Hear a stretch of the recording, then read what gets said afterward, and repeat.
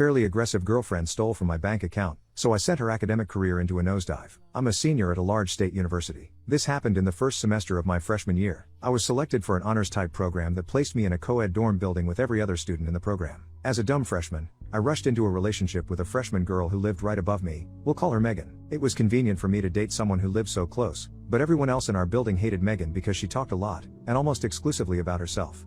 She bragged often about being a fairly aggressive person, but somehow I overlooked that mile-wide red flag. Right after Thanksgiving break, at the end of an evening class, I got a call from my mom, who noticed some unusual activity on my checking account. Back then I had no credit card, so this account/debit card was my only access to my savings while I lived on campus. I rarely needed to buy anything during the semester, so I was puzzled to find that $104.29 had left my bank account over 2 weeks, in the form of 6 Grubhub food orders.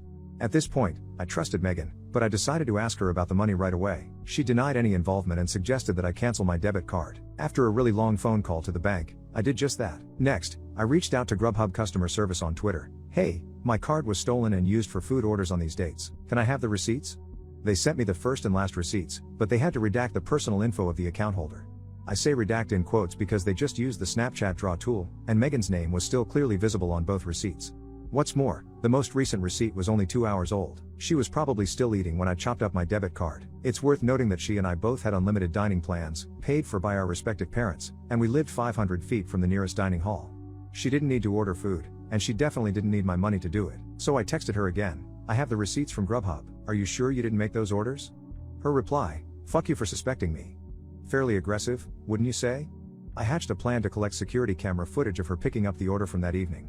However, by midnight, Megan arrived at my door in tears and confessed to everything, plus she admitted to being a serial shoplifter.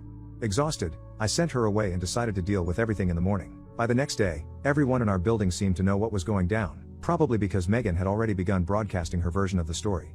I sent Megan a breakup text and decided that the $104.29 was a loss. At least I escaped unscathed, right? Well, less than 2 days later, she entered my room when I wasn't looking. I was sitting at my desk when I noticed her standing silently behind me. "Megan, give me my stuff." "Where's my stuff?" "Me, what stuff?" "Megan, you know." I did not know. She tore through the room, looking for something that she refused to identify. Just as quick as she came, she was gone, and I locked the door because obviously this wasn't over yet. Within a minute, she was back. She stood outside my door, knocking and demanding I let her back inside. The knocking quickly got more violent. She started shouting, "I know you're fuck ing in there," and opened the mother f*** door. Mind that we lived in this building with students in our program who all know each other, and all of them could hear her. Pretty quickly, Megan was rattling the handle of my door. Next, she began throwing herself at it, shoulder first, trying to break it down. I lived next door to my RA, but judging by the lack of any intervention, he was elsewhere. So I whipped out my phone and texted him to send backup. Meanwhile, I saw my heavy wooden door bending and buckling. I even heard it crack a bit. My RA was on duty in another building, so he sent 3 of his colleagues to de-escalate the situation. They brought Megan downstairs, where she revealed that the stuff she wanted was just the t-shirt and keychain that she gave me for my birthday. Whatever, I let her have those. I still just wanted this to be over. However, once I shared my story with the resident life staff, they filed university paperwork to place a no-contact order between me and Megan. They also recommended I contact the campus police, who then told me I should get my stolen money back in small claims court. I couldn't even get there without a car or money to pay for an Uber. Sorry, Judge Judy. At the request of the campus police, I also contacted the Title IX office at my school, sending them the story of everything you've read so far. They were interested, to say the least, although I didn't want any trouble. I just wanted a clean breakup and a fresh start. But a Title IX representative informed me that they were bringing 3 misconduct charges against Megan: theft, threatening/violent behavior, and inciting an intervention by university staff. The representative asked me to serve as a witness in Megan's disciplinary hearing the next semester. I tentatively agreed, right before the representative set the hearing date for February 14th, Valentine's Day. I thought it was a joke, but they really did that. When the day of the hearing finally arrived, the no-contact order was still in effect, but a few of my friends had kept tabs on Megan. For starters, she failed all of her classes in the fall. Someone in my math course confessed that Megan had tried to sleep with him while she was dating me, and he had to repeatedly tell her no.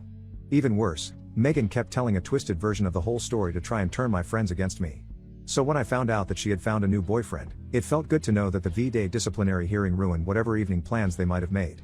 I arrived alone at the disciplinary board office, unsure what to expect. The board consisted of grad students, and the hearing was expected to run into the night. Unlike me, Megan did not come alone. She brought both of her parents as character witnesses. That wasn't even a thing here. This wasn't a real courtroom, as you'll soon see.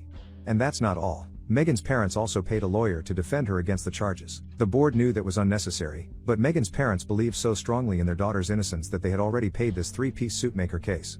In the name of fairness, the board members offered me pro bono legal representation, a junior economics major, who we'll call Jimmy. Jimmy had already read my account of the events from the fall, and thanks to my screenshots of Grubhub receipts, he said there was an okay shot of the charges sticking. Then I told him something I'd kept secret for months. When Megan tried to break down my door and I whipped out my phone to text my RA, I also filmed the whole thing. Jimmy couldn't get enough of the video. There was Megan, kicking and screaming and clearly trying to break into my dorm room. It was all the evidence I needed, and no one saw it coming. In the hearing, when the time came for me to make the case against Megan, Jimmy played the video on a big screen in front of everyone. The room went insane. In that instant, I realized that Megan really had convinced everyone I was the liar. In her version of the story, I gave her permission to buy food using my account. She told her parents that she'd asked me politely for her belongings, which I'd rudely hidden from her in my dorm room. In Megan's story, I was the sociopath trying to ruin her reputation. Before I unveiled the video, it was her word against mine. I still didn't want revenge, even after finding out that Megan tried to cheat on me. But when I saw her parents flipping out at the video, "Why didn't you tell us you did this?" and her lawyer raising hell, this evidence was not provided in pretrial disclosure. And a board member standing over him, "Sir, this is not a court of law. Please return to your seat," and him shouting objection. And her replying, "We don't have objections, this isn't a court of law," and Jimmy, my new best friend, just trying not to laugh out loud. That's when I realized how good revenge can feel when it's fair and deserved. The board found Megan responsible on all three charges. My side of the bench recommended the university terminate her housing contact and force her to pay restitution. Her side recommended only restitution and a reprimand. The board compromised. Her family paid back most of the money she stole, most because 2 of the 6 orders had the same price, and the lawyer convinced the board I had duplicated an order, and Megan was forced to move into a different dorm building. This probably would have helped her anyway, because every student in our program's building knew everything she'd done and lied about. They wouldn't speak to her, and no one wanted to be her roommate. By the time she had to move buildings, she'd already failed all of her courses again. Having paid for her tuition, her unused dining plan, her lawyer, and her restitution, Megan's parents finally pulled her out of school.